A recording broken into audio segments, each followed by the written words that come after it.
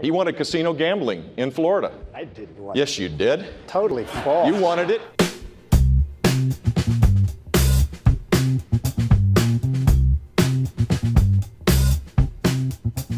One of the reasons Mr. Trump is a frontrunner, Republican voters say, is because they like the fact that he is not bought and paid for by wealthy donors. Mr. Trump has repeatedly said that the $100 million you've raised for your campaign makes you a puppet for your donors. Are you? No, absolutely not. People are supporting me because I have a proven record of conservative leadership, where I cut taxes $19 billion over 8 years. We shrunk the state government workforce. We created a climate that led the nation in job growth 7 out of 8 years. We were one of 2 states to go to AAA bond rating. People know that we need principle-centered leadership, a disruptor to go to Washington, D.C. The one guy that had some special interest that I know of that tried to get me to change my views on something that was generous and gave me money was Donald Trump. He wanted casino gambling in Florida. I didn't want Yes, you did. Totally false. You wanted it, and you didn't get it because I was it. opposed to casino gambling I before, promise I would've during, gotten it. and after. And that's not, I'm not going to be bought by anybody. I promise, if I wanted it, I would have gotten it. No way, man. Believe me. Nope. I know my people. Not even possible. I know my people. Is there anything else you want to say about this? No, I just will tell you that, Jeb made the statement. I'm not only referring to him. A lot of money was raised by a lot of different people that are standing up here. And the donors, the special interests, the lobbyists have very strong power over these people. I'm spending all of my money. I'm not getting any. I turned down so much. I could have right now from special interests and donors, I could have double and triple what he's got. I've turned it down. I've turned down last week $5 million from somebody.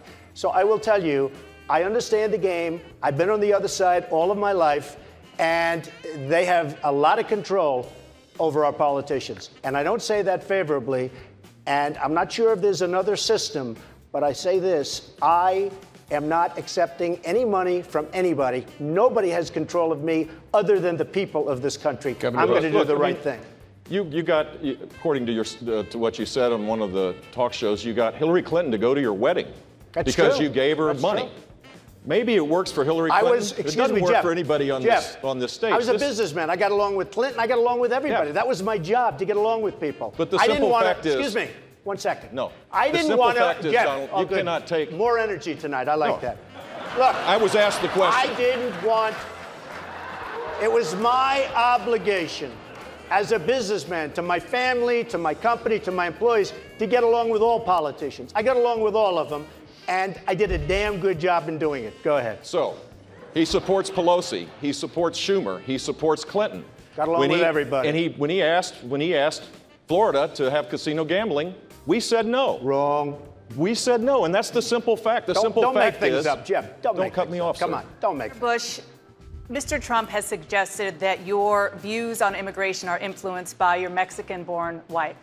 He said that, quote, if my wife were from Mexico, I think I would have a soft spot for people from Mexico. Did Mr. Trump go too far in invoking your wife? He did. He did. You're proud of your family, just as I am. Correct. To subject my wife into the middle of a raucous political conversation was completely inappropriate, and I hope you apologize for that, Donald. Well, I have to tell you, I hear phenomenal things. I hear your wife is a lovely woman. She is. I She's don't fantastic. know her, and this she is a total absolutely the love of my life, and of what she's I right said. here. And why don't you apologize for her? No, I won't right do that now. because I said nothing wrong. But I do hear she's a lovely woman. So here's the deal. My wife is a Mexican American. She's an American by choice. She loves this country as much as anybody in this room. And she wants a secure border, but she wants to embrace the traditional American values that make us special and make us unique. We're at a crossroads right now. Are we going to take the Reagan approach, the hopeful, optimistic approach, the approach that says that you come to our country legally, you pursue your dreams with a vengeance, you create opportunities for all of us, or the Donald Trump approach, the approach that says that everything is bad, that everything is coming to an end? Mr. Trump. I'm Jeb on the Reagan said side of this. That they come into our country as an act of love. With all of the problems that we have in so many instances, we have wonderful people coming in. But with all of the problems, this is not an act of love. He's weak on immigration. By the way, in favor of Common Core, which is also a disaster. But weak on immigration, he doesn't get my vote. Here's the fact. When Donald Trump talks about judgment, what was his position on who would have been the best negotiator to deal with Iran? It wasn't a Republican. It was Hillary Clinton. That's what you believe. I mean, the lack of judgment and the lack of understanding about how the world works is really dangerous in this kind of time that we're saying. So is that the judgment that you bring to the table, that Hillary Clinton is a great negotiator, that she could bring about a better deal with Iran? Your brother and your brother's administration gave us Barack Obama because it was such a disaster those last 3 months that Abraham Lincoln couldn't have been elected.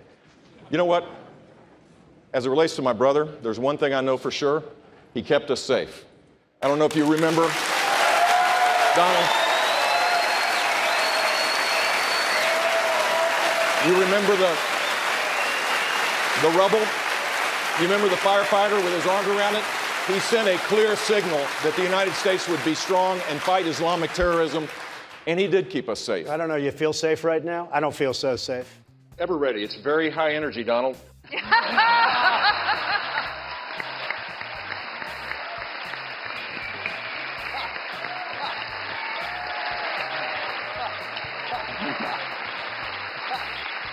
Mr. Trump? Humble. That's a good one.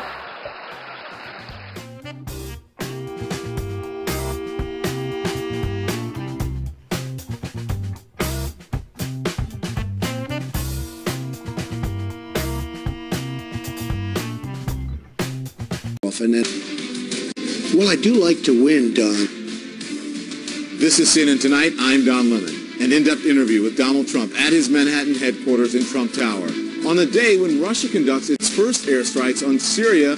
Tough talk from Trump on President Obama. Putin doesn't respect our president. He probably doesn't respect our country very much because he's gone through so many years of Obama, but he doesn't respect our president. It's a real problem. Plus Trump on the art of the deal. I'm a real businessman. Whether people like me or don't like me, I'm a real businessman. Tonight, my interview with the man who just told a crowd in New Hampshire this.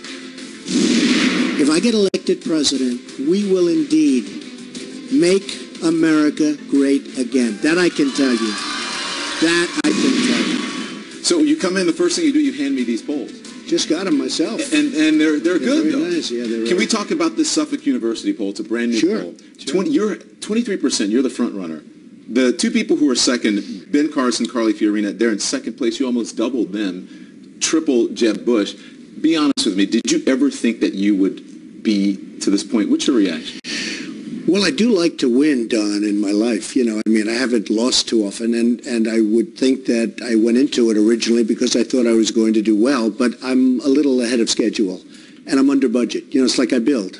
I'm under budget, and I'm ahead of schedule, meaning I haven't spent nearly as much. I would have thought I would have spent about $20 million by this time on advertising, and I've spent nothing because I seem to be getting a lot of press, and I think a lot of that has to do with the fact that we're resonating with the people, but we're getting a lot of coverage, so I haven't had to advertise, which is nice. I want to talk more about the polls and get to the race a little bit later, but okay, you know, I've got to get to foreign policy now, especially what is going on with Syria and Russia, because a big international news now is Russia, you know, striking Syria for the first time now, giving the U.S. about an hour's notice. Sure. They don't respect the U.S. They don't respect. What do you make of this ratcheting up, though?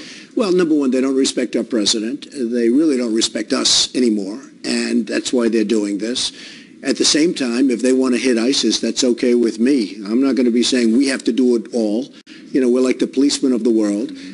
I'm a very strong person when it comes to the military. You and I have had this conversation before. I think it'll be my big sleeper, you know, as a sleeper subject for me.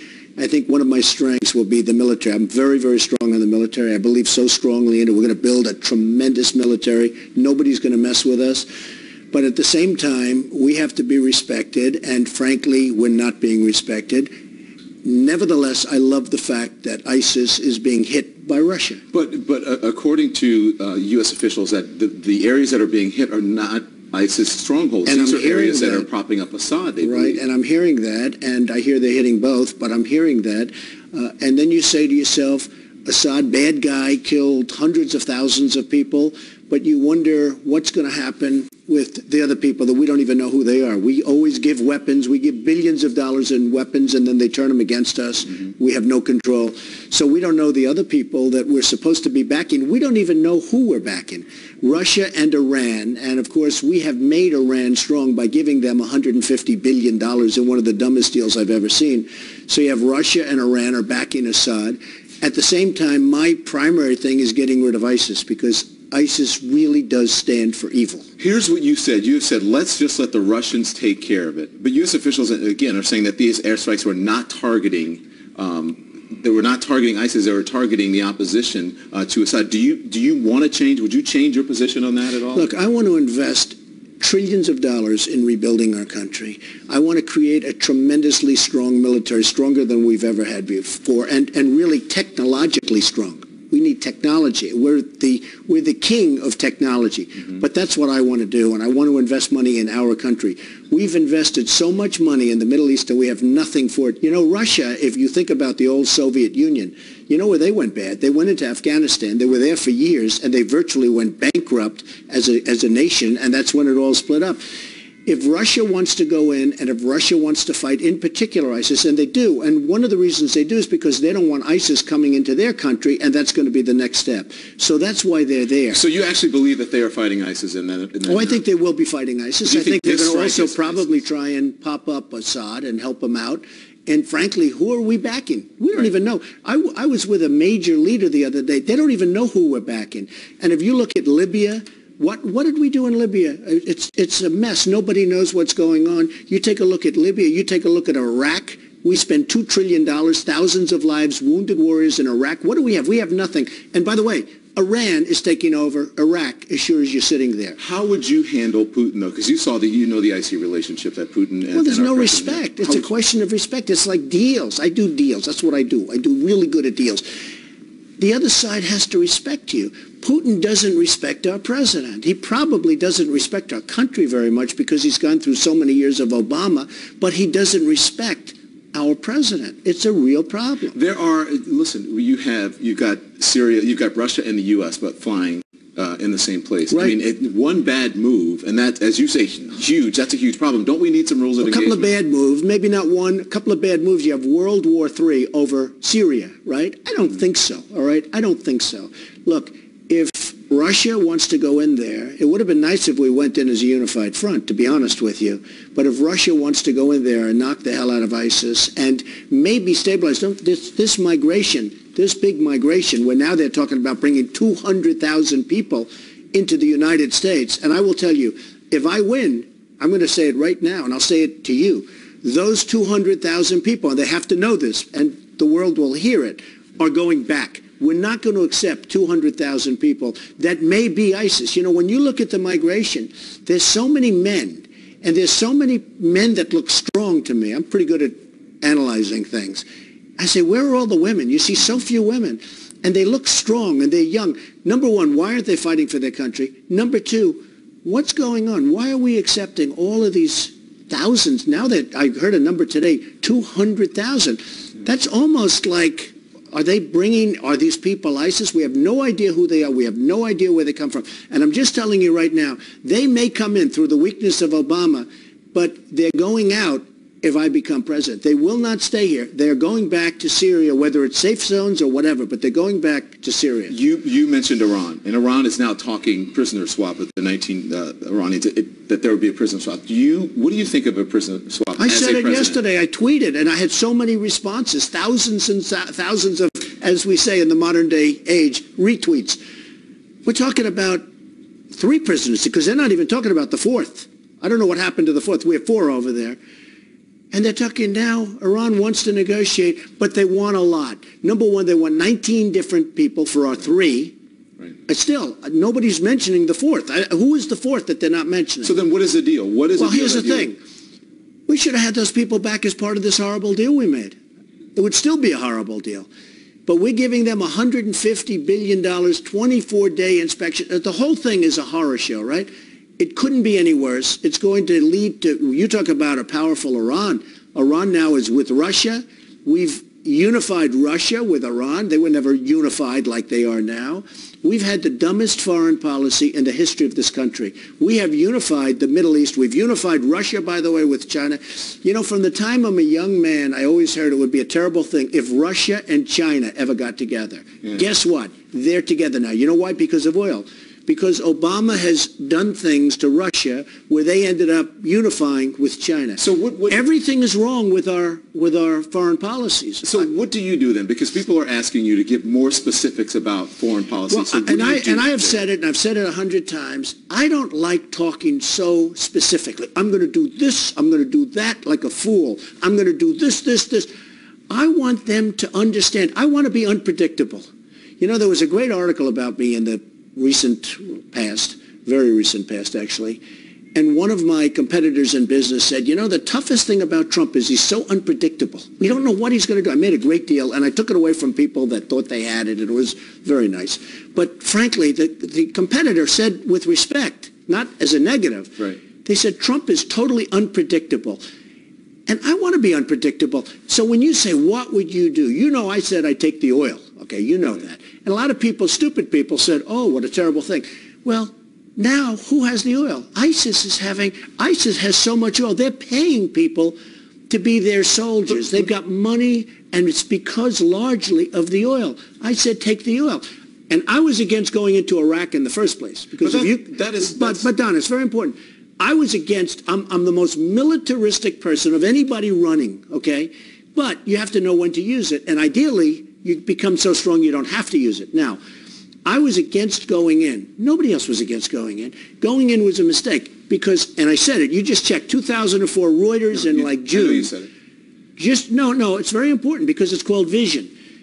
I said you're going to destabilize the Middle East and Iran is going to take over Iraq if you do this. And that's exactly what happened. And by the way, an offshoot, ISIS also happened because of that. So that's all well and good, and I appreciate you saying Well, I know, but I was the one that predicted it, and I was the one that said it. Nobody else said it. But Americans who are trying to assess who their next president is going to be at least want to know that you have some sort of plan or have some sort of idea as to what you would do, and that's not... I have an absolute idea. Now, by the way, ideas change. It's like on policy, and the reason I say I was against it because I think it's important for people to know that I predicted exactly what was going to happen with Iran and Iraq. And I think that's very important for people to know. A lot of the voters, I may be leading in the polls by a lot, but a lot of the voters still don't even know that. I made the best prediction as to, I made not only the best prediction, I made a totally accurate prediction. And as you and I are sitting here, Iran is talking to Iraq, and Iran is taking over Iraq, and they're taking over the second largest oil fields. You know, I don't know if you know, Iraq has tremendous reserves underground. Iran's going to get everything. After we lost all those lives and all that money, because we're led by very stupid people. And we are just getting started. Up next, are we going to see a kinder, gentler Donald Trump on the campaign trail? Plus, he tells me how he's going to pay for his tax plan. And later, Trump, the family man, what he says about his youngest son, Barron. Barron loves New York, and he keeps saying, Dad, do you think we'll have to go to Washington? I said, we've got a long way to go right now. You are the front runner. You are leading the polls, most of them by big numbers. And so some people are saying, you know what? Finally you say that. I've been saying it, but some people say that you should you may have the nomination. You should act like you have the job. You told our very own Aaron Burnett that, you know, sometimes, you acquiesce. It's a little bit childish. You know, maybe I'm fighting a lot more of people. Presidential. No, but Don, I'm fighting a lot of people that are coming at me because I have good polls. And look, you have governors and senators that are at 1. I just want to know excuse me. You have a governor, many governors, and many senators that are at 1 and 2 and 3. And you have some polls that I'm at 36. Yeah. So when you see that, and I understand why, I think I do the same thing that they're doing, but all of a sudden they hit me. I mean, I get hit out of the blue by Rand Paul 2 weeks ago. I get hit by this guy Rubio. They hit me because they want to grab some of the attention. But my question is, if you and I saw you on Fox News, you kind of acquiesced a little bit too. Are we going to see a kinder, gentler Donald Trump? You are, and I think it's much different once you get into the position. Look, I built a great company, and you don't do that by being, I have a great temperament. Although Jeb Bush said my tone is a little bit tough. This is a tough world. I mean, we can't have people of low energy. I use that expression. There are numerous people. It's not only Jeb. I mean, you have many people that are running that are low energy people. We don't have that choice. But in terms of temperament, I think I have a great temperament. I have a temperament that wins. I know how to win. That's what I've been doing all my life is I've been winning. The former president, Bill Clinton, talked about the GOP race, and here's what he said. You shouldn't be able to insult your way to the White House or use enough politically correct phrases to get your way to the White House on either side. And I think as the field winnows down, I hope it'll be get more serious, because the American people deserve some sense of what the heck you're going to do if you actually get the job, because the day after you take the oath of office, it's yours. You can't level an insult or you're not in an episode of Survivor. You're actually supposed to show up and run the show. Okay, what's your reaction? Just so you understand. I mean, look, I've had tremendous success with The Apprentice. I did the book, The Art of the Deal, one of the most successful books of all time and business books of all time. I've had a great career. I've had a great amount of victory, and I've had a lot of fun doing it. But so when he sort of says but with me, it's not about that. I've made hundreds and hundreds of deals that have been great deals. You know, we're talking about deals. We're talking about people. What would you say to him? And there's I'll tell you about him. There's no such thing as deals. It's people, because people are basically deals. You have to be able to read, and you have to be able to see what's going on. Most people can't do that. Okay, very, very few can do that. He is defending his wife. His wife has been very nasty to me. Every time she gets up, she makes a speech, she talks about something. I said this, I said that. She's been very nasty to me. I mean, I said she's the worst Secretary of State in the history, and a lot of people agree with that. But you have complimented her before. I think Kerry, by the way. But you've complimented her before. I have complimented, yeah. When I'm a businessman, I compliment everybody. I would compliment you because I want you to speak well of me, okay? When I'm a businessman, I've been look, as one magazine recently, I have been a world-class businessman. I deal all over the world. I'm successful all over the world. I compliment everybody. I'm not going to say bad about the Secretary of State, and then I'm doing a deal in whatever country I'm doing it. I'm in like 18 different countries right now. I'm nice to everybody. But you don't think Why would I not compliment her? Why would I not compliment her? And if you really look at it, the real problem is what has she done as Secretary of State? Now, she's hit me very hard, so I don't feel guilty. But everybody that I have hit, you know, a lot of people say I hit hard, but I'm a counterpuncher. I never go first.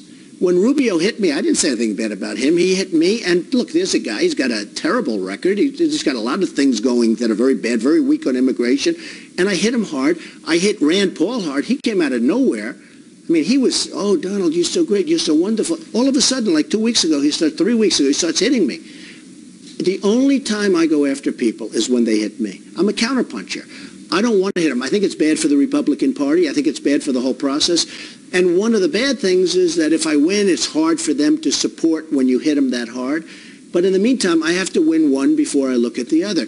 As far as Hillary is concerned, I don't feel guilty at all, because she has been very nasty to me over the last 3 or 4 weeks in her speeches. So I'm going to hit back. I have to ask you this, Mr. Trump, and again, as the leader of the free world, if you were to become the leader of the free world, and you said, well, you know, I'm going to compliment, do you think that's being disingenuous, that you're saying one thing and actually No, I'm being honest. I'm being honest. When I'm in business as a very top business person, I'm not going to speak badly of senators. I get along with everybody. Hey, excuse me. I get along with the Democrats. I get along with the Republicans. I get along with everybody. I get along with Nancy Pelosi. I get along with Harry Reid. I get along with everybody. Yeah. I've dealt all my life. I've dealt at high levels of politics.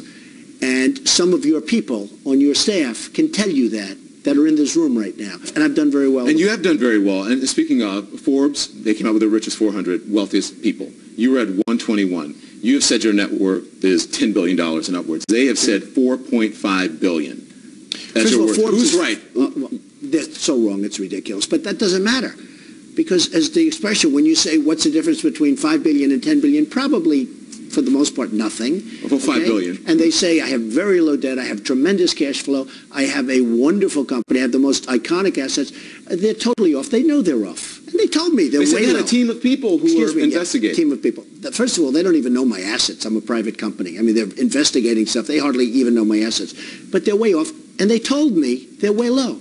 But they want to be very conservative. So if they're close to $5 billion and they're being conservative, that's not the worst thing. What they have said, tremendous cash flow, tremendous cash, tremendous assets. My assets are among the best in the world. In real estate, there's nothing like what I have. I wondered when you came out with your tax plan, if the tax plan that you had, to be quite honest, if it was actually good for Americans who tend to be on the lower end, which can be black and brown people, right, who are in the lower end, because they won't have to pay taxes, right? And it is good, and it's going to create jobs, yeah, which is very important. People who make less than $25,000, individuals, or couples less than $50,000, zero taxes. Ben Carson said this morning that your plan is a bad one. He said everyone, even the poorest Americans, should pay taxes. What are your thoughts on that? Well, again, Ben is somebody I've been really getting along with very well. I like him, but this is not his wheelhouse. Jobs is not for Ben.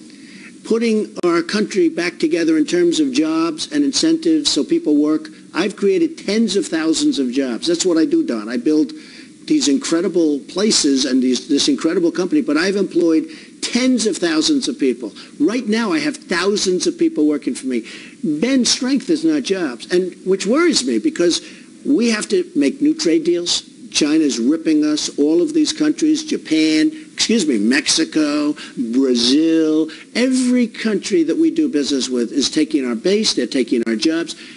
That's not his expertise, and unless we're going to bring our jobs back to these shores, we're never going to make it as a country. The question is about, you're talking about no more death tax. Is that, should you, someone like you, well, the death tax, the problem with the death tax, it's a family. Let me get the question in. Let me get the question in. Someone like you who has so much money, should you be able to leave your entire fortune to your family? Because they say it's un-American. That would create an aristocracy here. Well, first of all, I'm not. I'm going to give a lot of money to charity and all of that, and many people in my position someone wealthy may not do that. But let me just explain. There have been so many families where they have a business, and it's a business which isn't a lot of cash, and but there's a lot of assets, and it's got to be run in a certain way. These families have been devastated because they've been forced to mortgage up. They've been forced to do all sorts of things. They've been devastated. But maybe almost more importantly than that, it's really a double and even a triple tax. By the time you get to the death tax, it's a double tax. The tax has already been paid. So if you think about, they've been paying taxes over the years, and the tax has already been paid. You can make the case it's been paid twice. So the death tax is something that actually is very, very popular. People like farmers. They have a farm. They make an income. The farmer's worth X dollars, but they don't make that much income. These people are devastated. They're forced to mortgage up on the farm. They end up losing their farm to the banks. The death tax is a very important element because it's very unfair to a lot of people. And again, it's double taxation. Okay, so what people wonder is how you're going to pay for these tax cuts you propose, because hosts of tax experts say the deficit is going to skyrocket by trillions of dollars, by 9 to 10 trillion over a decade if your plan goes into effect. How are you going to pay for the cuts? Because I have one of the great scalpels in history. Now, it's different from Ben Carson's scalpel, who's an excellent doctor, but I have a scalpel for business. Mm-hmm. We have costs that are outrageous. I'm going to name over the next couple of weeks, I'm putting out some of the most incredible money that was spent for things that should have cost a few dollars, where they spent hundreds of thousands of dollars. The money that we are losing to theft, to incompetence, to everything is tens of billions of dollars. So I'm going to be doing a lot of cutting. For instance, Jeb Bush loves Common Core. I don't. I don't think bureaucrats from Washington should be running education in Iowa, New Hampshire, South Carolina, and every place else, okay? And we're going to cut out huge sections of, as an example, the Department of Education. Environmental protection. It's disgusting what they've done. They've stopped work, and even a couple of weeks ago, they destroyed a river. They go in, they destroyed the river themselves. They opened up the lock. So here's the thing. There's tremendous cutting that goes with my tax plan that I haven't talked about yet, but that'll be phase 2. So we're going to have a government that's going to be much leaner, much better, much meaner, but it's going to meaner in the sense of it's going to be efficient. But Don, there is so much money that is being wasted. And when you cut the taxes, you're going to create jobs. We're going to take jobs away from China. We're going to take jobs away from Japan, where they're sending us millions of cars. We get nothing for it. One thing very important, I just did this last week. I told my staff I want to go immediately. I want accurate numbers, very important, on the deficits with China, Japan. We lose almost $400 billion a year to China, $75 billion a year to Japan, $50 billion a year to Mexico. many, many other countries, we lose with everybody. We don't win anymore. We come right back. A tough question for Donald Trump. Is he homophobic? See how he answers. Now, things personally, and this is what you're here, but you say that I'm fair to you, right? I think you have been generally fair. Yeah, you've been unfair, but so has everybody else. Okay, all right. So you should tell me. You should call me when I'm unfair and tell me about it. But here's the thing that I want to know, and because I think that it could have been handled differently, but you did it your way. You're heading back to New Hampshire, right, for the first time for a town hall. Since the guy at the town hall said the president is a Muslim, that we have problems with the Muslims in this country, and we have to get them out. If something like that comes up again, would you handle it differently? I don't think so, no. No, I don't think so. I don't know who the gentleman was, but he obviously disliked President Obama very much. I don't think I have to defend President Obama. He was very strong on his stance, and still I don't know who this guy was. But some would say you're defending I will tell you this.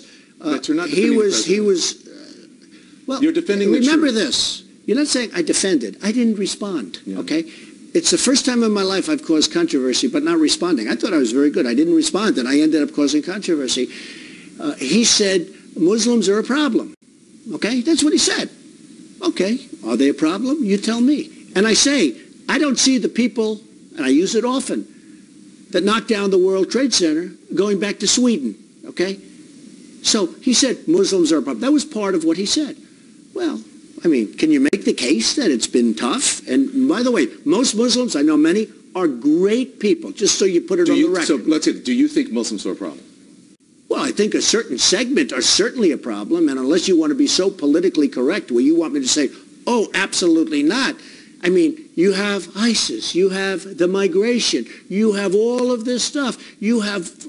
You know, a lot of people think you're going to end up with World War III over the Middle East. I've heard that for 25 years. There's something going on when you see beheadings. I mean, beheadings, we haven't seen that since medieval times, beheadings. You see dunkings, they call them dunkings, drownings, where they put people in a cage, dump them in the ocean. There's something going on. Yeah. So when he said Muslims are a problem, am I supposed to say, oh, look, again, you know, you probably won't put this part. I have great friendships with many people who are Muslim living in this building, okay, living here. But I have great friends. They're phenomenal people. And most of them are like that. Have they asked you about your comments? What do you say to them? By the way, they think we have a bigger problem than we do. Okay? They think we have a bigger problem because there's a radical Islamic group of people that is brutal. And unless our country gets tough and smart, and unless we have the right leadership done, we're in big trouble.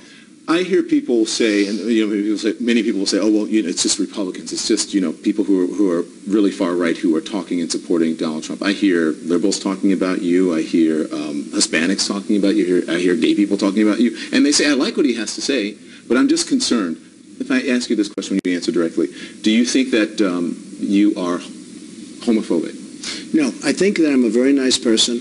I love people. And I have to tell you, when you look at those polls, and look at the poll that just came, but it's across the board. Do you think that you know who loves me? The Tea Party. The evangelicals. You know, I'm leading with evangelicals. I love them. They love me. I'm Presbyterian. I'm Protestant. And they like me. And you know why? Because they think I'm going to do a great job for the country. They think I'm going to do a great job for the country. But if you look, because you're making it sound like it's far right. The far right does like me. It's not. The far right does like me. But you know who else likes me? I'm saying Democrats your appeal is like broader me, than liberals people... like me. It's straight across the board. Yeah, that's what I'm saying. Your appeal is broader than people think it is. So let's just people are very surprised by that. So do you think you appeal to African Americans? You're not.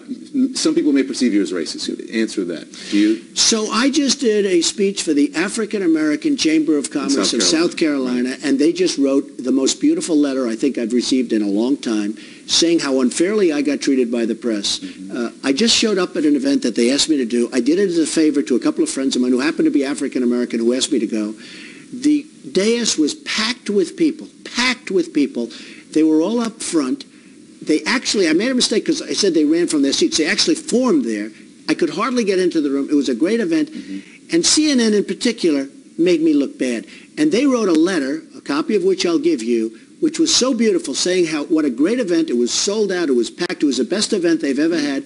And CNN made me look bad. It was and it wasn't my event. I had nothing to do with it. I just did a favor.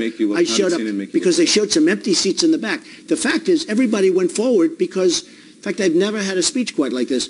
I was surrounded by a tremendous number of people. And in the letter, he said it was totally sold out. It's the most successful event.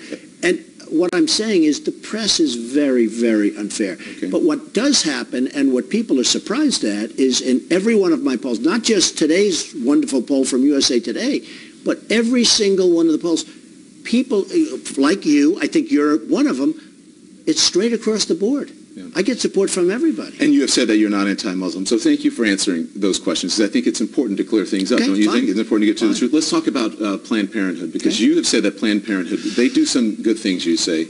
Are you surprised to see what's spilling out in Congress now with Republicans? No, because they feel very, very, people that are Republicans, like myself, think it's disgusting, some of the tapes that came out and some of the views.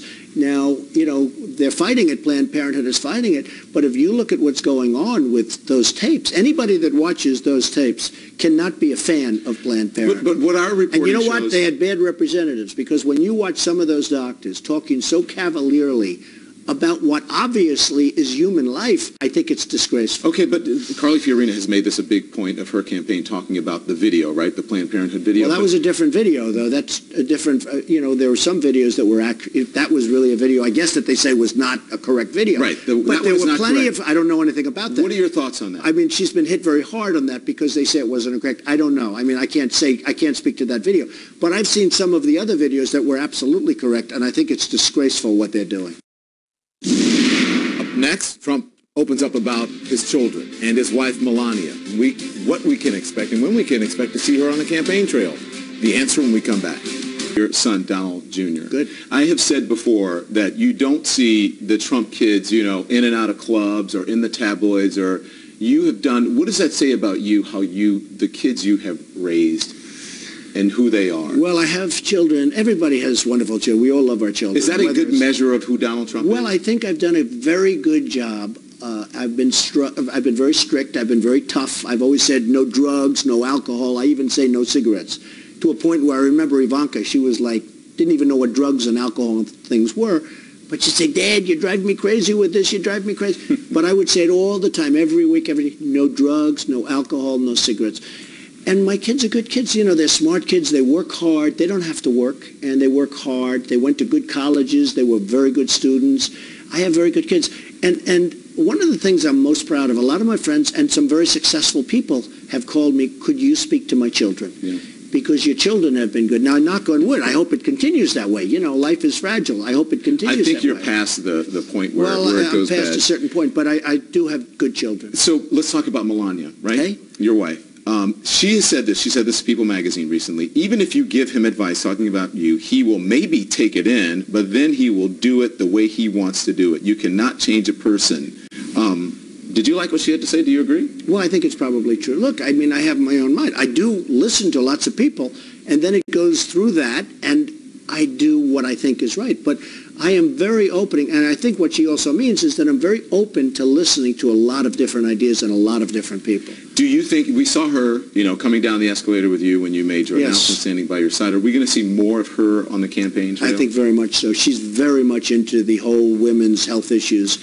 I think she'll be amazing, and I think Ivanka is going to be amazing. And they actually told me, because I have such great respect for women, and I cherish women, and some people say, oh, you shouldn't say cherish. Hillary Clinton said, you shouldn't say cherish. Why? I cherish women. I so respect them and so cherish them. I will be better on women's health issues than anybody. But one of the things that both Melania and Ivanka told me is, Dad, you should explain your love for women and your respect for women.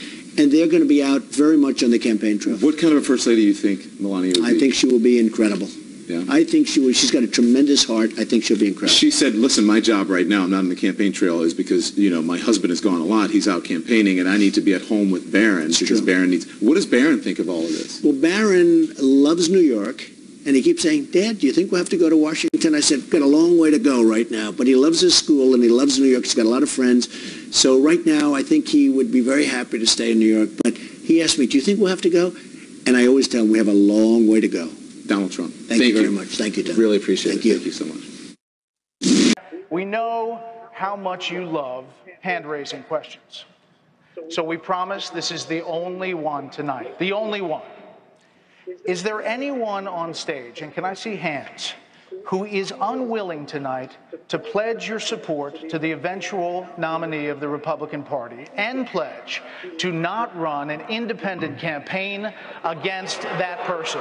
Again, we're looking for you to raise your hand now. Raise your hand now if you won't make that pledge tonight. Mr. Trump. So,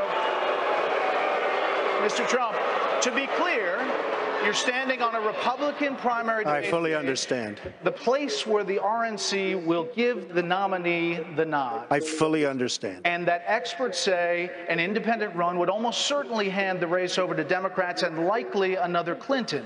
You can't say tonight that you can make that pledge. I cannot say. I have to respect the person that if it's not me, the person that wins. If I do win and I'm leading by quite a bit, that's what I want to do. I can totally make that pledge. If I'm the nominee, I will pledge I will not run as an independent. But and I am discussing it with everybody. But I'm, talking about a lot of leverage. We want to win, and we will win. But I want to win as the Republican. I want to run as the Republican nominee. So tonight you can't say if another one of these... This is what's wrong. I mean, This is what's wrong. He buys and sells politicians of all stripes. He's already... Dr. Paul. Hey, look, he's already hedging his bet on the Clintons, okay? So if he doesn't run as a Republican, maybe he supports Clinton or maybe runs as an independent. Okay. But I'd say that he's already hedging his bets because he's used to buying politicians. Well, I've given him plenty of money. Just to be clear, you can't make it. We're going to move on. You're not going to make the pledge tonight. I will not make the pledge at this time. Okay.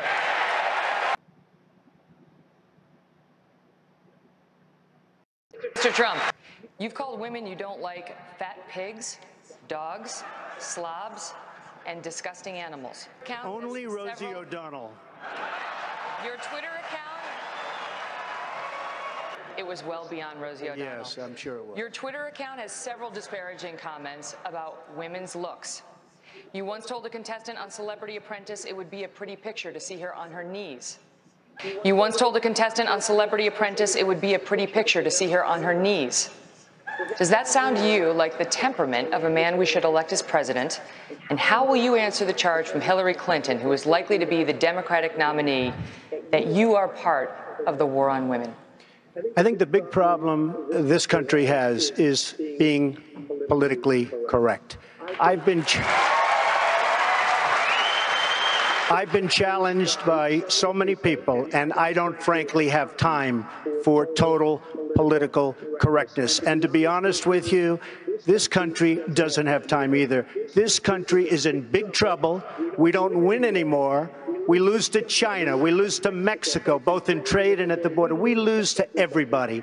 And frankly, what I say, and oftentimes it's fun, it's kidding, we have a good time, what I say is what I say. And honestly, Megyn, if you don't like it, I'm sorry. I've been very nice to you, although I could probably maybe not be based on the way you have treated me, but I wouldn't do that. But you know what? We need strength, we need energy, we need quickness, and we need brain in this country to turn it around. That I can tell you right now.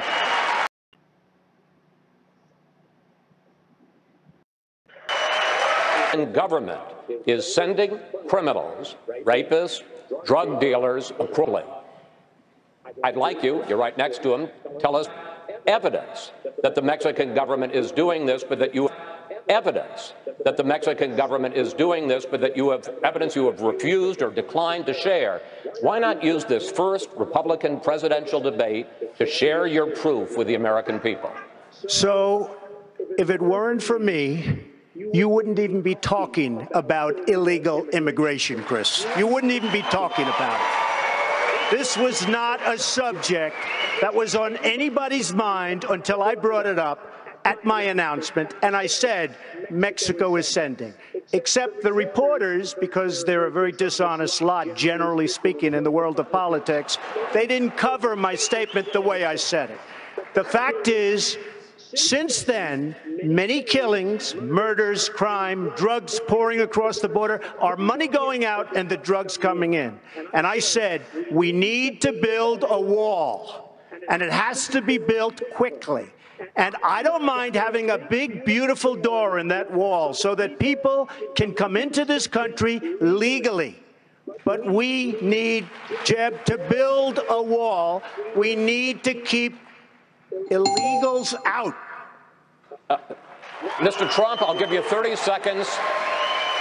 I'll give you 30 seconds to answer my question, which was, what evidence do you have, specific evidence, that the Mexican government is sending criminals across the border? 30 seconds. Border Patrol, I was at the border last week.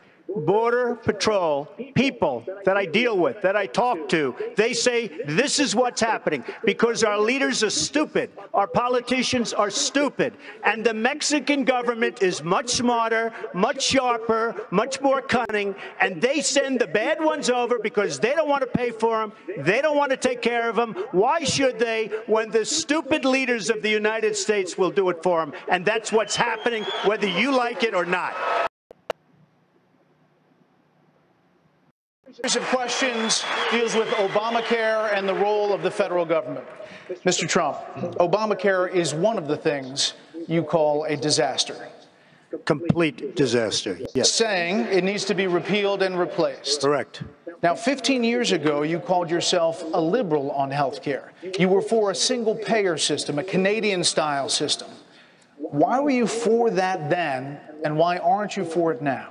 First of all, I'd like to just go back to in July of 2004, I came out strongly against the war with Iraq because it was going to destabilize the Middle East. And I'm the only one on the stage that knew that and had the vision to say it. And that's exactly what happened. The Middle East became totally destabilized. So I just want to say, as far as single payer, it works in Canada. It works incredibly well in Scotland. It could have worked in a different age, which is the age you're talking about here.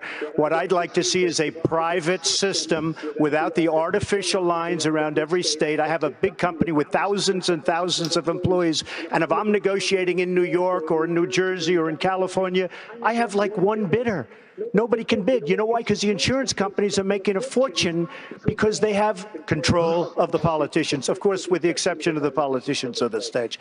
But they have total control of the politicians. They're making a fortune. Get rid of the artificial lines, and you will have yourself great plans. And then we have to take care of the people that can't take care of themselves, and I will do that through a different system. Hey, Mr. Trump, hold on one second. Newsflash. I know. Hold on, Senator Paul. Newsflash, the Republican Party's been fighting against a single-payer system for a decade. So I think you're on the wrong side of this if you're still arguing for a single-payer system. I don't think you heard me. You're having a hard time tonight. All right, Newsflash. I know. Hold on, Senator Paul. Newsflash, the Republican Party's been fighting against a single-payer system for a decade. So I think you're on the wrong side of this if you're still arguing for a single-payer system. I don't think you heard me. You're having a hard time tonight. All right, Mr. Trump, it's not just your past support for single-payer health care. You've also supported a host of other liberal policies. You've also donated to several Democratic candidates, Hillary Clinton included, Nancy Pelosi. You explained away those donations, saying you did that to get business-related favors. And you said recently, quote, when you give, they do whatever the hell you want them to do. You better believe it. So what specifically did they do? If I ask them, if I need them, you know, most of the people on this stage I've given to, just so you understand. A lot of money. Not me. Not me. You're welcome to give me a check, Donald, if you'd like. Many of them. Actually, to be clear, he supported Charlie Crist. Not Mike. But I have. Donald, if you end your campaign, I hope you will give to me. Good. Okay. Sounds good. Sounds good to me, Governor. I will tell you that our system is broken. I give to many people. Before 2 months ago, I was a businessman. I give to everybody. When they call, I give. And you know what? When I need something from them, 2 years later, 3 years later, I call them. They are there for me. So and that's a broken system. So what'd you get from Hillary Clinton and Nancy Pelosi? Well, I'll tell you what. With Hillary Clinton, I said, be at my wedding, and she came to my wedding. You know why? She had no choice because I gave. I gave to a foundation that, frankly, that foundation is supposed to do good. I didn't know her money would be used on private jets going all over the world. It was. But okay. Mr. Trump, thank you. Hold on. We're gonna move on. We'll come back to you, Governor. Mr. Trump, Getting a little R-rated. Mr. Trump, you talk a lot about how you are the person on this stage to grow the economy. I want to ask you about your business record. Trump corporations, casinos and hotels, have declared bankruptcy 4 times over the last quarter century. In 2011, you told Forbes magazine this: "I've used the laws of the country to my advantage." But at the same time, financial experts involved in those bankruptcies say that lenders to your companies lost billions of dollars. Question, sir, with that record, why should we trust you to run the nation's business? Because I have used the laws of this country, just like the greatest people that you read about every day in business have used the laws of this country, the chapter laws, to do a great job for my company, for myself, for my employees, for my family, etc. I have never gone bankrupt, by the way. I have never. But out of hundreds of deals, but sir, excuse me, that's your line, but your companies have gone bankrupt. Out of what am I saying? Out of hundreds of deals that I've done, hundreds, on 4 occasions, I've taken advantage of the laws of this country, like other people. I'm not going to name their names because I'm not going to embarrass, but virtually every person that you read about on the front page of the business sections, they've used the law. The difference is when somebody else uses those laws, nobody writes about it. When I use it, they say, oh, Trump, Trump, Trump. The fact is, I built a net worth of more than $10 billion. I have a great, great company. I employ thousands of people, and I'm very proud of the job I did. Again, Chris, hundreds and hundreds of deals.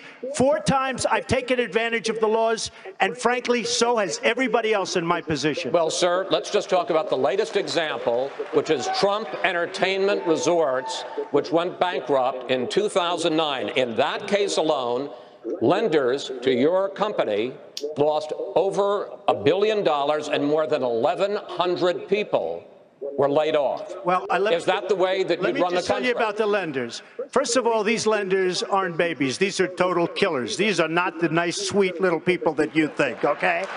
You know, I mean, you're living in a world of the make-believe, Chris. You want to know the truth. And I had the good sense to leave Atlantic City, which, by the way, Caesars just went bankrupt. Every company, Chris can tell you, every company virtually in Atlantic City went bankrupt. Every company. And let me just tell you, I had the good sense, and I've gotten a lot of credit in the financial pages. 7 years ago, I left Atlantic City before it totally cratered, and I made a lot of money in Atlantic City, and I'm very proud of it. I want to tell you that. Very, very proud of it. And by the way, this country right now owes $19 trillion, and they need somebody like me to straighten out that mess.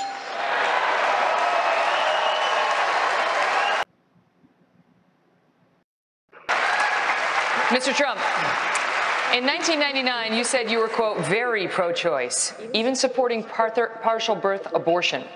You favored an assault weapons ban as well. In 2004, you said in most cases you identified as a Democrat. Even in this campaign, your critics say you often sound more like a Democrat than a Republican, calling several of your opponents on this stage things like clowns and puppets. When did you actually become a Republican?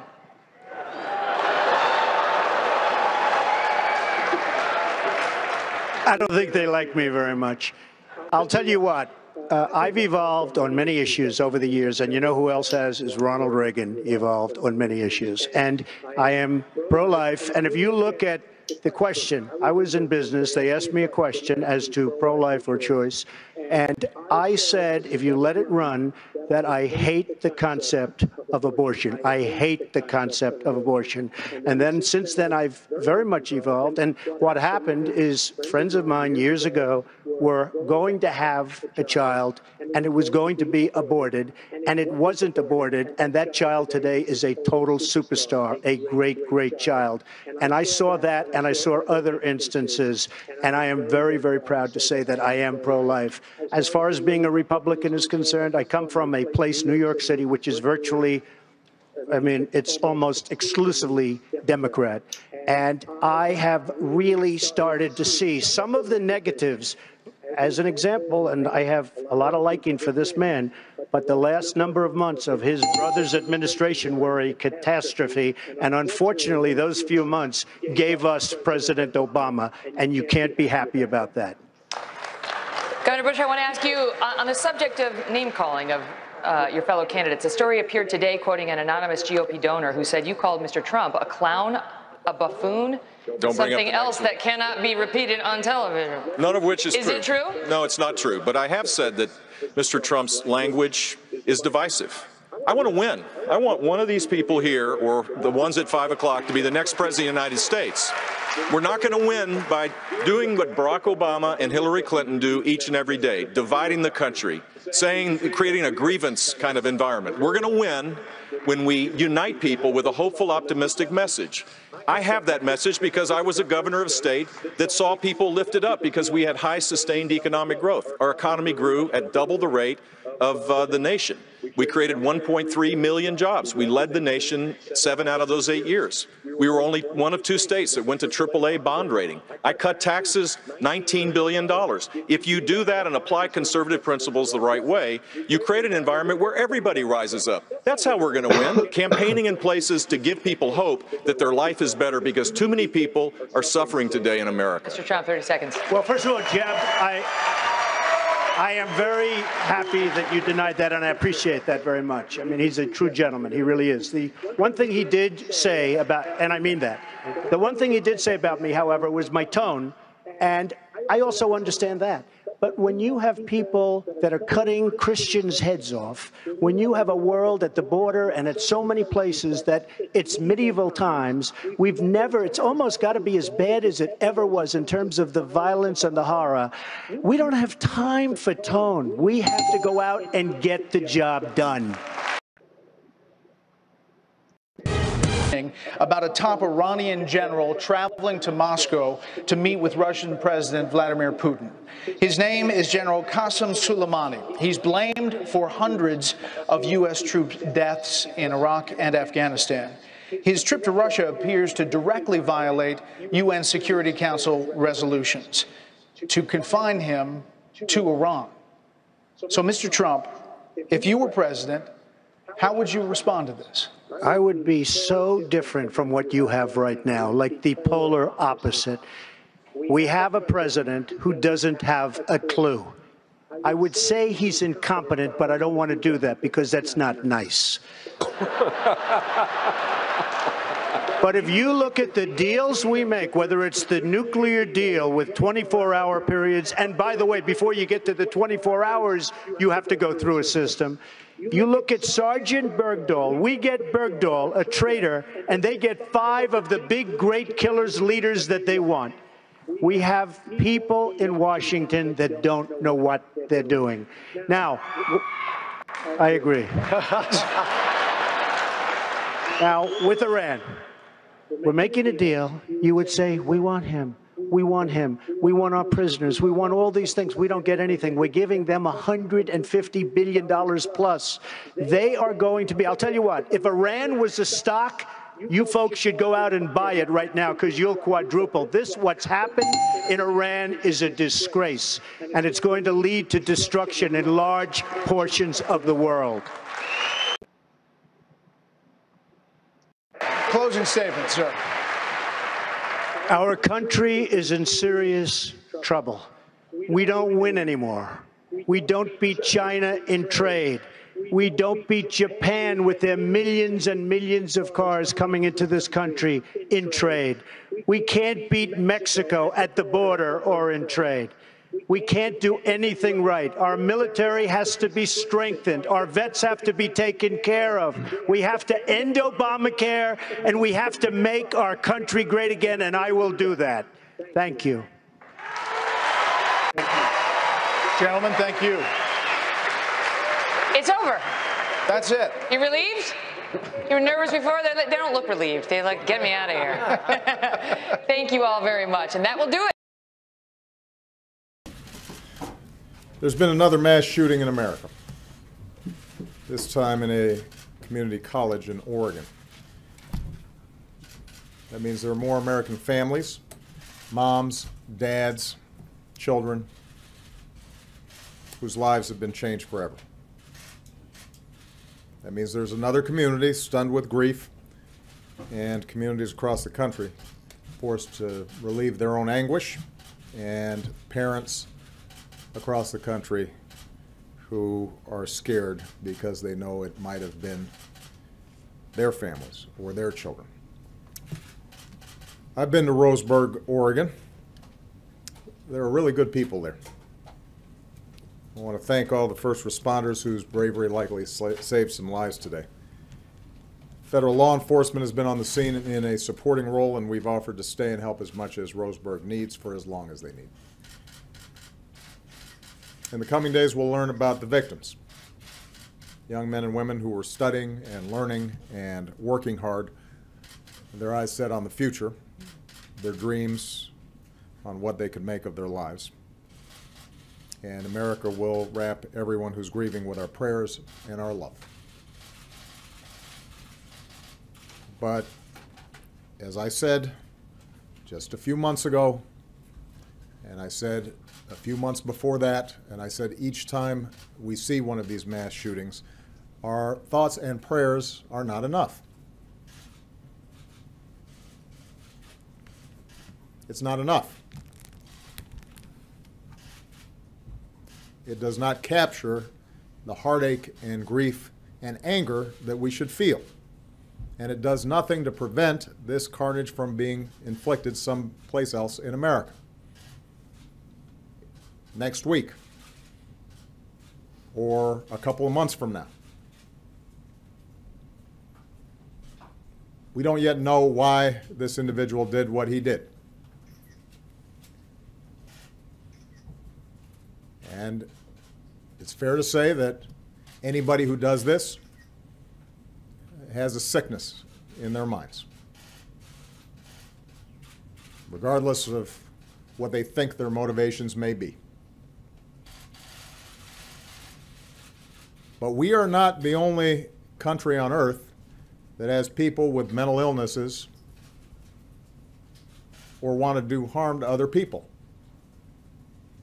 We are the only advanced country on earth that sees these kinds of mass shootings every few months.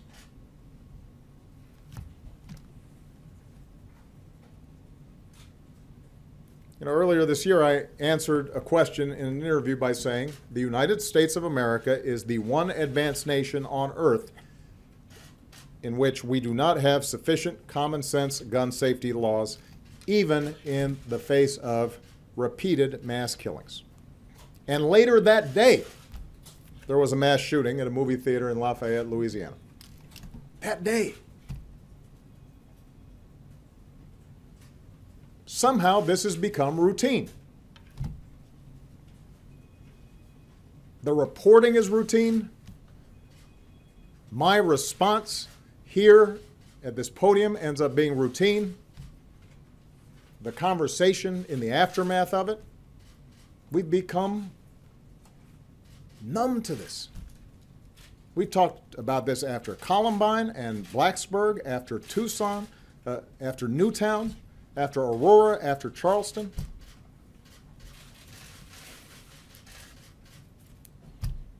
It cannot be this easy for somebody who wants to inflict harm on other people to get his or her hands on a gun. And what's become routine, of course, is the response of those who oppose any kind of common sense gun legislation. Right now, I can imagine the press releases being cranked out. We need more guns, they'll argue. Fewer gun safety laws.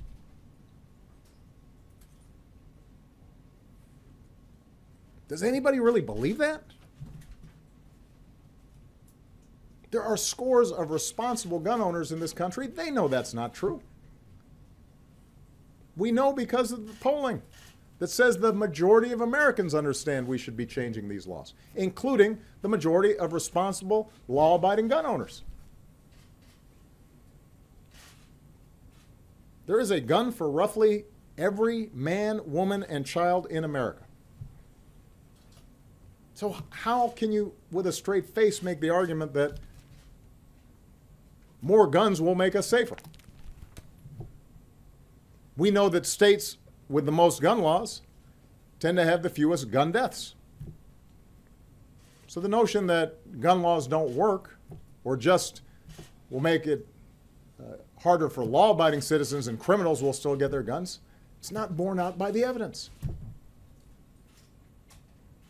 We know that other countries, in response to one mass shooting, have been able to craft laws that almost eliminate mass shootings. Friends of ours, allies of ours, Great Britain, Australia, countries like ours. So we know there are ways to prevent it. And of course, what's also routine is that somebody somewhere will comment and say, Obama politicized this issue. Well, this is something we should politicize. It is relevant to our common life together, to the body politic.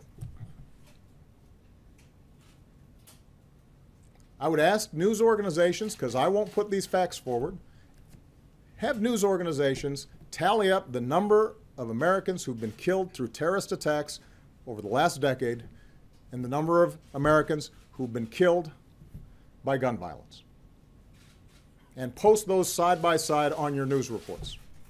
This won't be information coming from me, it will be coming from you.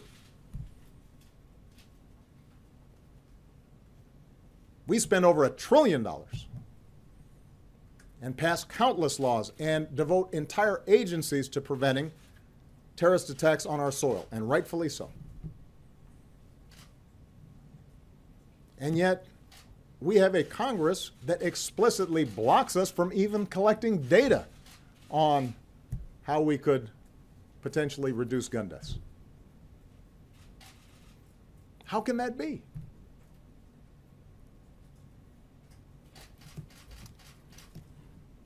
This is a political choice that we make to allow this to happen every few months in America. We collectively are answerable to those families who lose their loved ones because of our inaction. When Americans are killed in mine disasters, we work to make mines safer. When Americans are killed in floods and hurricanes, we make communities safer. When roads are unsafe, we fix them to reduce auto fatalities. We have seatbelt laws because we know it saves lives. So the notion that gun violence is somehow different, that our freedom and our Constitution prohibits any modest regulation of how we use a deadly weapon, when there are law-abiding gun owners all across the country who could hunt and protect their families and do everything they do under such regulations. Doesn't make sense. So, tonight, as those of us who are lucky enough to hug our kids a little closer,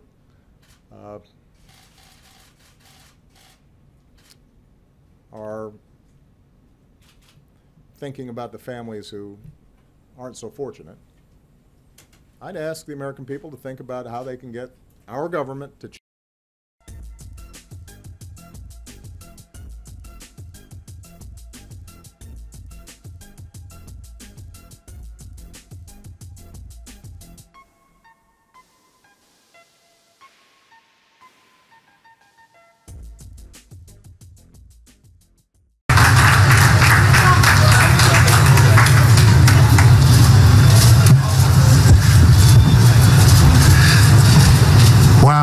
That's some group of people.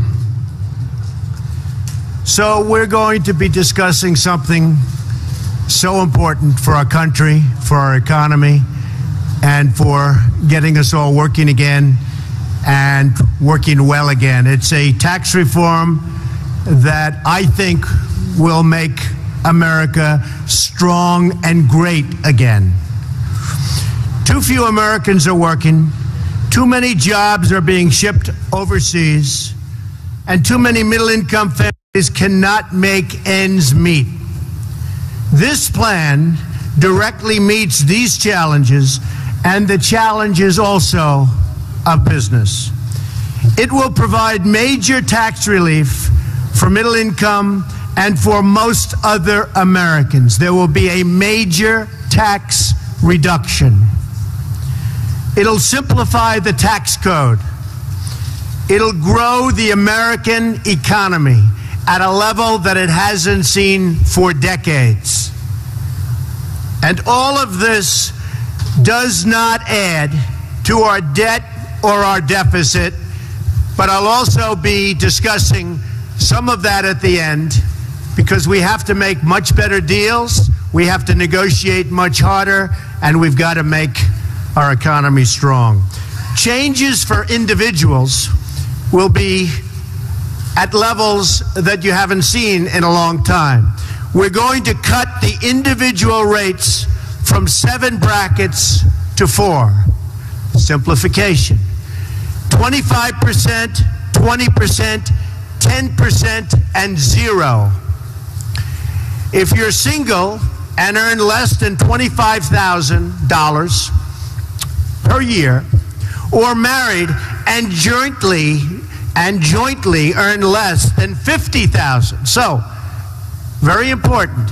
If you're single and earn less than $25,000, or married and jointly earn less than $50,000, you'll not pay any income tax, nothing.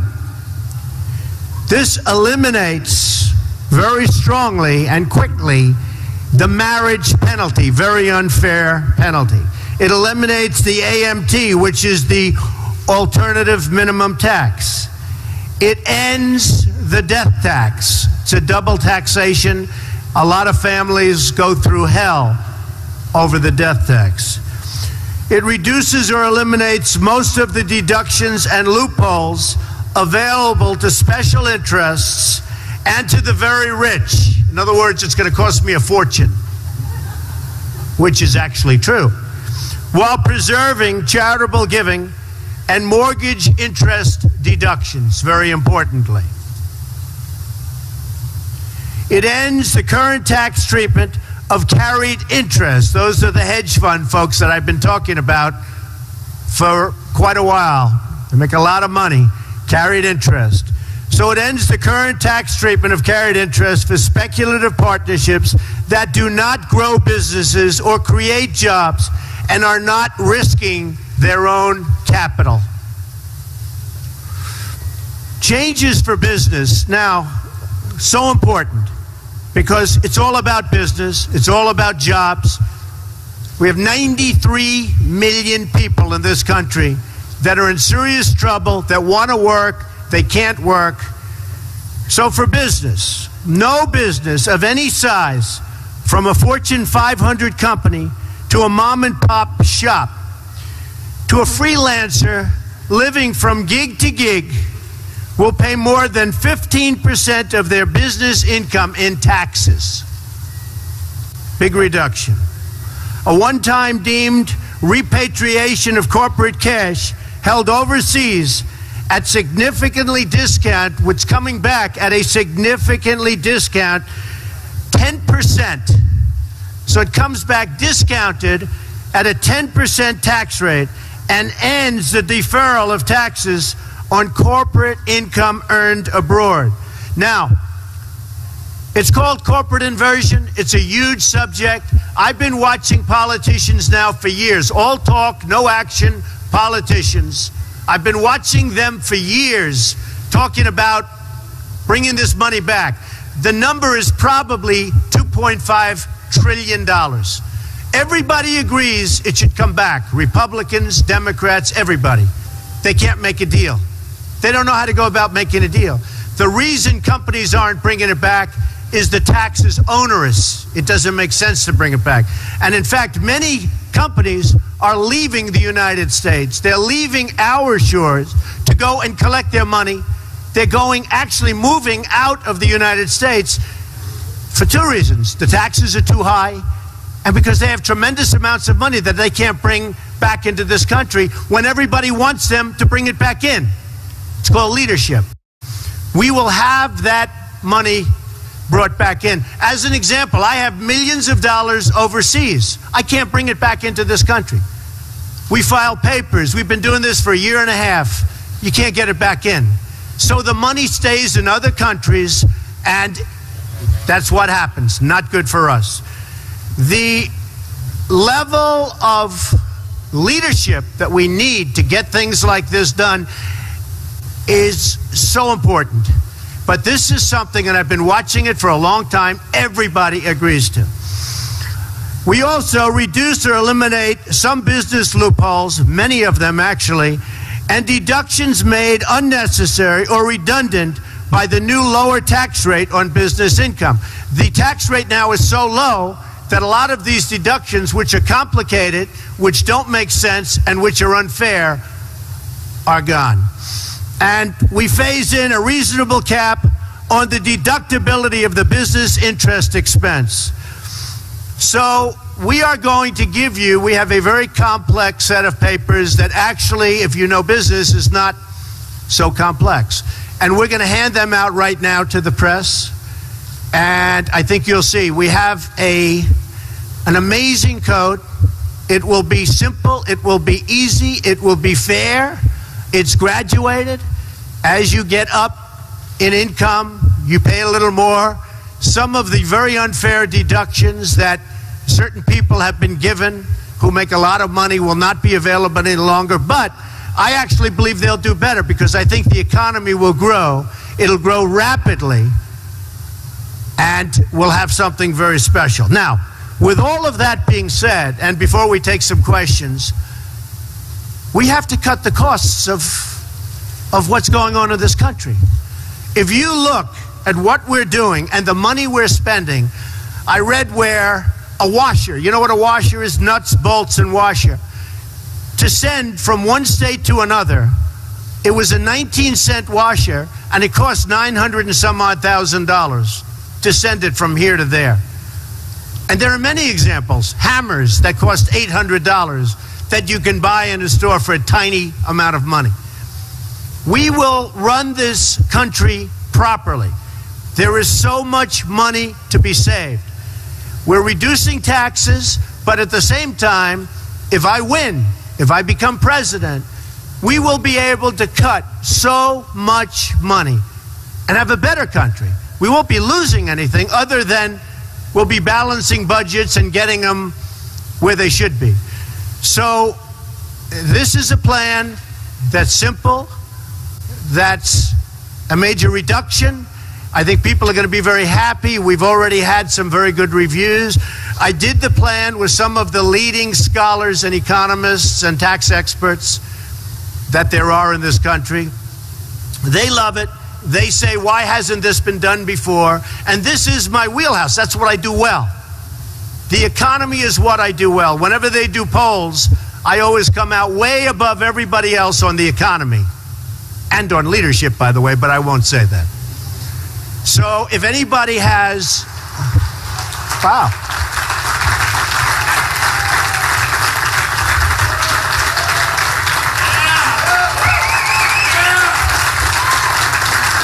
Thank you.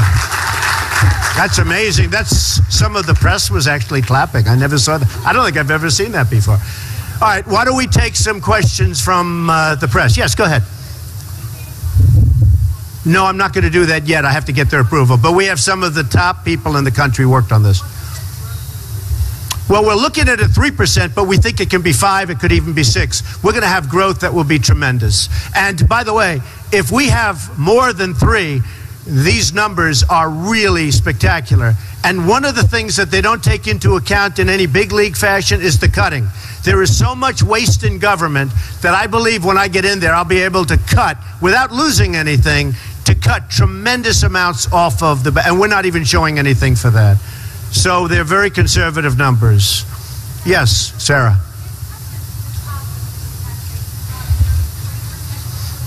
Yeah.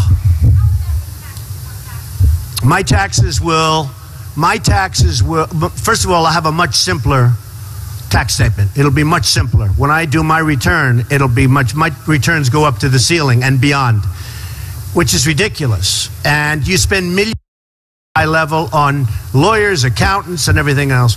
We want to simplify them to a tremendous level. The bracket of 25, the big difference is many of the loopholes and many of the deductions, which are old, have been there for years, are antiquated in many cases, or are put there because a lot of the people that get these deductions are contributed to Hillary, they're contributing to Bush, they're contributing to every candidate but Trump, because I'm not taking any money, I'm self-funding. And these people want these deductions. There will be people, we're reducing taxes, but believe me, there will be people in the very upper echelons that won't be thrilled with this. We're taking away deductions, and that's one of the reasons we're able to lower it so. Yeah, this is actually a tax reduction. A big tax reduction, including for the upper income. I believe that the economy will do so well that even though they won't be getting certain deductions, which aren't fair for them to be getting, that they'll end up doing better. Okay, yes, go ahead.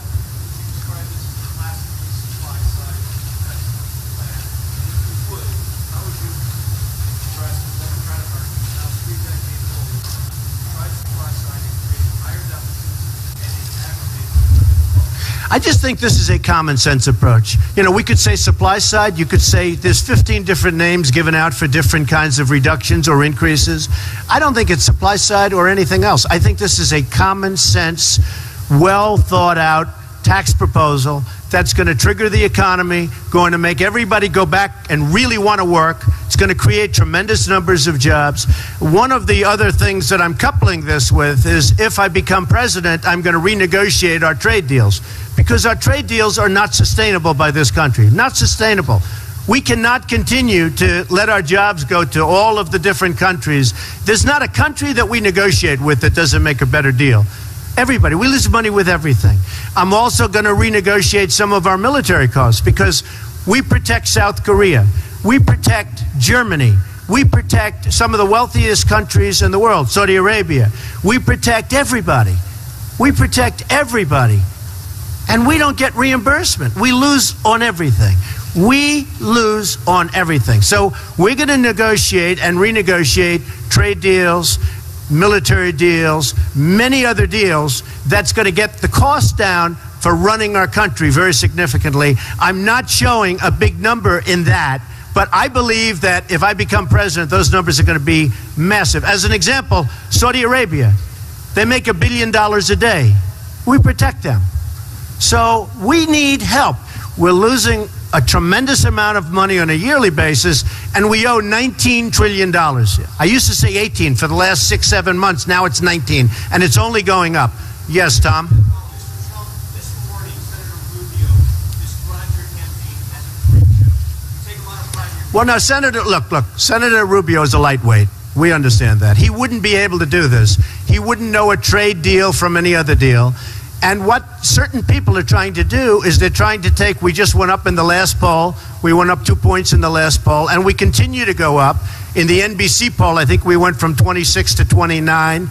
We're going up very strongly in the polls. They don't know what to do about it. I built a great company. You'll see that in 60 Minutes last night. I built a great company. It's a phenomenal company with very little debt, tremendous cash flow. I'm funding my own campaign. Guys like Rubio, I mean, he desperately needs money. Ask the car dealer in Florida. Ask the people that support him. And a guy like Rubio and others, I don't want to single him out. You're singling him out. But they're largely controlled by their donors, the special interests, and frankly, more than anybody else, the lobbyists. I've turned down millions and millions of dollars from lobbyists and special interests because it's not the right thing. It's just not right. And that seems to be resonating very strongly. Yes. Thank you. Thank you.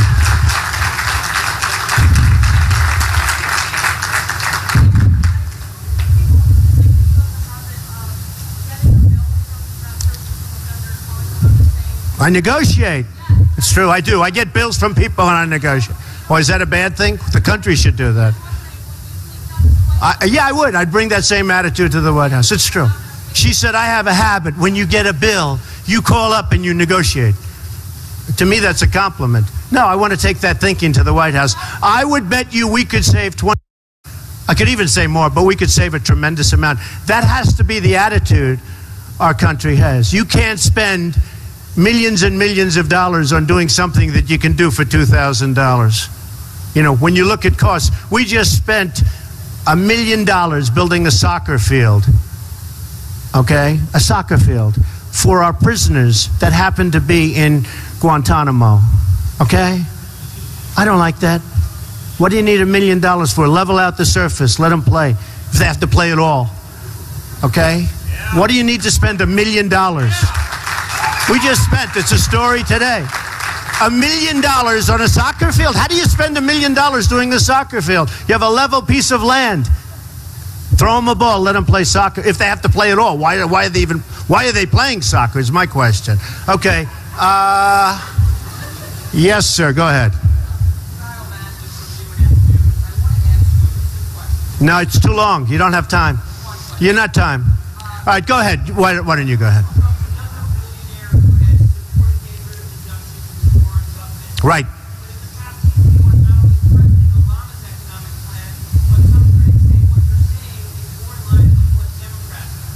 No, not at all. We're lowering taxes, which the Republicans love.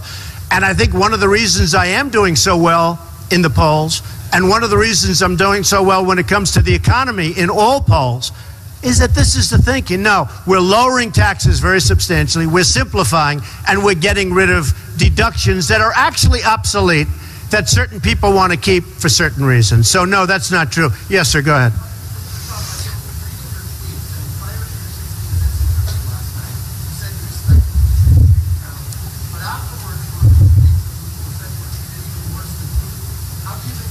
Well, Putin was interviewed and I was interviewed last night. I thought Charlie Rose did an excellent job, but I thought his was a softer interview. Scott Pelley interviewed me.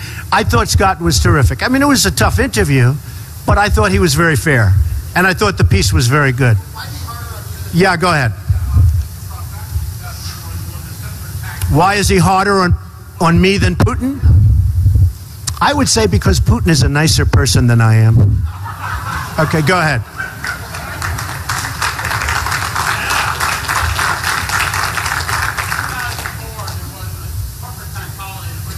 Right, right.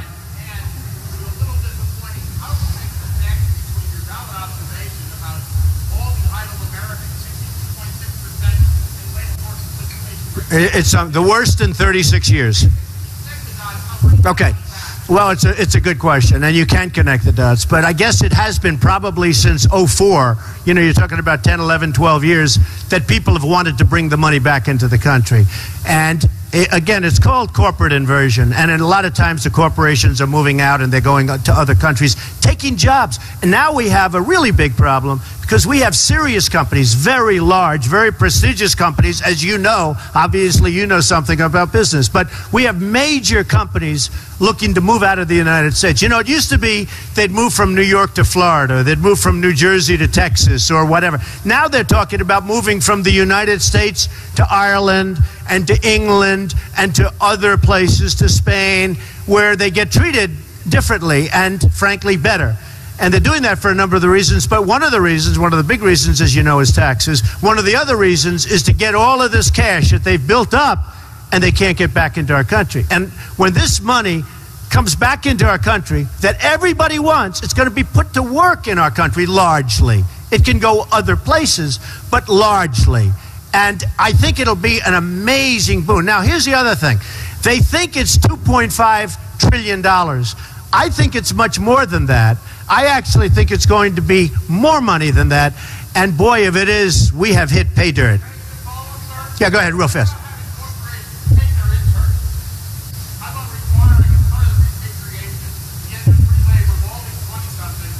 Well, you know, when you end the repatriation, when you get the money coming back in, beyond, tremendous things happen. Sarah, go ahead. Well, I'll be announcing that in the not-too-distant future. But I will tell you, I've been honest. I'm the only one that's honest about this thing. I watched Romney and I watched, I pay so much tax, I pay so much tax. I watch all politicians and they say, I fight like hell to pay as little as possible. Can I say that? I'm not a politician. I fight like hell, always. Can I say that? I'm not a politician. I fight like hell, always. Because it's an expense. And you know, I'd feel, and I fight. I have the best lawyers and the best accountants, and I fight, and I pay.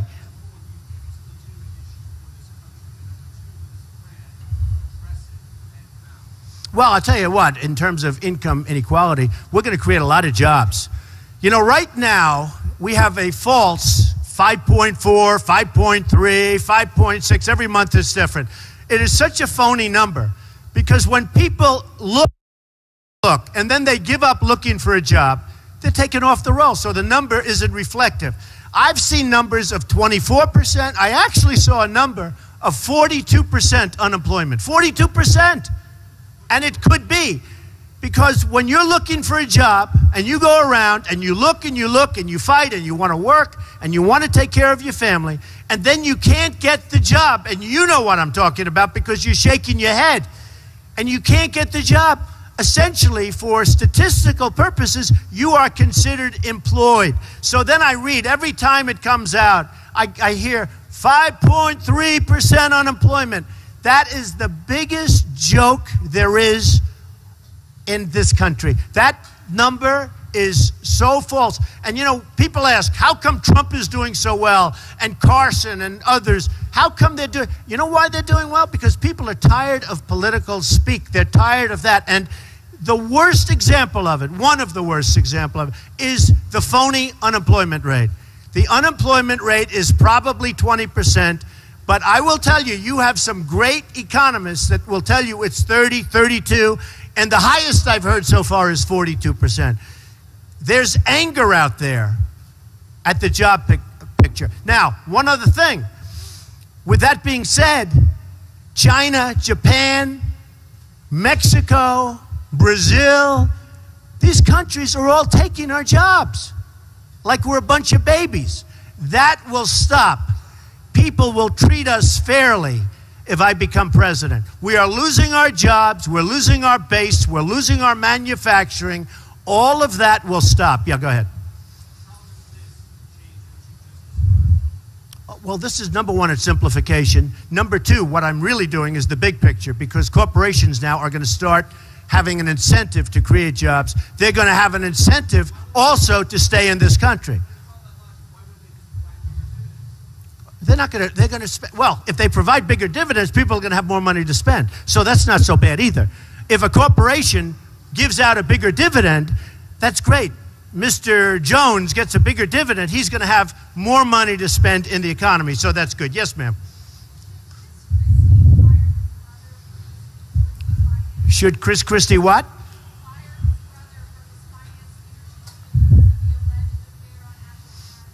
I know nothing about that. Yeah, go ahead.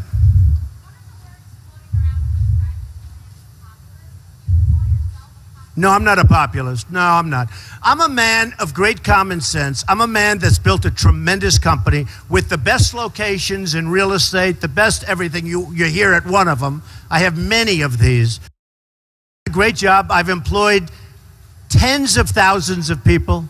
I employ now thousands and thousands of people. I've done a good job, but I wouldn't say populist at all. I would say I'm a man of common sense. I'm cutting taxes. I'm going to create a lot of jobs. I'm going to get rid of a tremendous amount of waste. And I'll tell you what, the waste that I get rid of, is going to have a huge impact. And I'm not even putting that in my numbers. So I think it's going to be terrific. All right, how about one more question? Go ahead. Yes, the motor industry. That's a beautiful way of describing it. The motor industry. Where are you from? England. I love oh, what a beautiful accent. No, I want to get the industry, we call it the automobile industry, but I want to get the automobile industry to build factories here. As you know, Ford is building a $2.5 billion factory in Mexico. Mexico also took a big plant out of Tennessee, and Tennessee thought they were going to get it, and they didn't. I want the motor companies, as you would say, or the automobile companies to build their plants in the United States. I don't want Nabisco leaving for Mexico or any place else. I want these companies not to leave Chicago, not to leave Michigan, not to leave New Hampshire and Iowa and South Carolina and all of these places where they're leaving and they're going to other countries. I want them to stay here, and they will stay here, and they'll be so happy. Ladies and gentlemen, thank you very much. It's been a great honor. Thank you. Thank you. Thank you.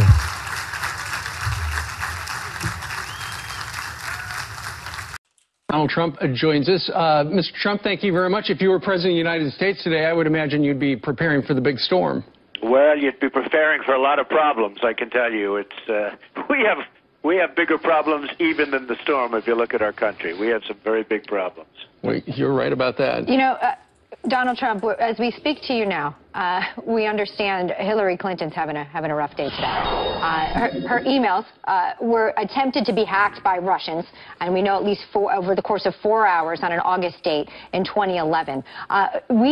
This is something that we've been going through this morning, and we have about 3 of them that we can show you. But before we go through the specifics on these emails, what about Hillary Clinton's situation here, that she was made vulnerable by these Russian hackers in the form of fake speeding tickets, strikes you?